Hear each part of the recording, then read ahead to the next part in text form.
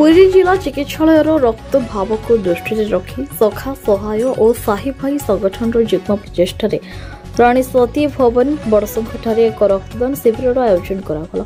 शिविर में मोट 40 मिनिट रक्त सदस्य और स्थानीय युवक मैंने स्वेच्छापूर्वक दान कले। यह शिविर को पूरी ब्लड बैंक अधिकारी और कर्मचारी मान जोगदे सफल करते। शिविर उद्घाटन सखा सहायतर अध्यक्ष श्री दिवाकर हाथी और साही भाई संगठन कार्यकारी अध्यक्ष श्री ब्रजबंधु महारणा करते। पुरी मेडिकल ब्लड बैंक अधिकारी शिविर को परिदर्शन कर संगठन मान प्रयास को स्वागत करते। शिविर शेष में साही भाई संगठन संपादक श्री चंद्रशेखर मिश्र समस्त रक्तदाता सेवादाता ब्लड बैंक कर्मचारी और स्थानीय लोक धन्यवाद जणाइले।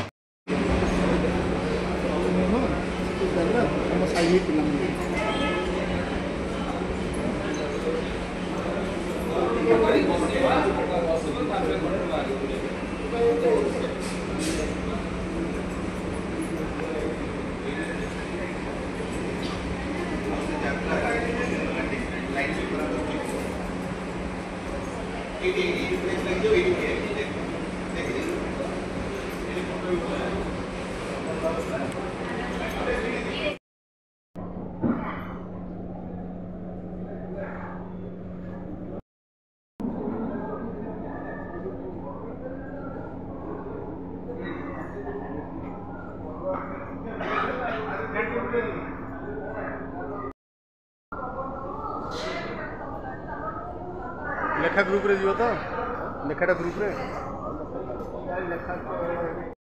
आज्ञा मो ना दिवाकर हाथी सखा सहायर सदस्य आज्ञा सखा सहाय और साई भाई मिलित आनुकूल्य जो ब्लड डोनेशन कैंप कराई कौन कह नोबेल काम तेणु अजु भाई जो प्रस्ताव देले आम मिसिक आम फ्रिक्वेन्सी मेंटेन करने उभय मिसिक मिलित सहयोग जो पिला माने साई भाई अच्छा से पिला आम सखा सहाय अच्छा गोटे भल कम सुजोग को अपेक्षा कर तेणु मिलित भाव ये गोटे आयोजन कलु रक्त अभावटा को केमती पूरण कर पूरी रक्त भंडार।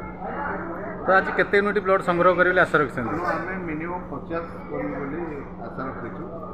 बर्तमान सुधा केते बर्तमान सुधा मिनिमम 20 हो गले आसुच्च सब जेहेतु आज बाहाघर संडे अच्छी भोजी भातर एणु टे आसबार समस्या हो 50 पूर्ण करदे बोले आम संपूर्ण आशा और श्रेय क्या देवे श्रेय सब सभ्य मान अक्लांत परिश्रम एक्चुअली सब अनुष्ठान हो पारे कारण कई अनुष्ठान में समस्त सहयोग जो ही अनुष्ठान। धन्यवाद। पुरी रमेश साहू को रिपोर्ट न्यूज उपांत खबर।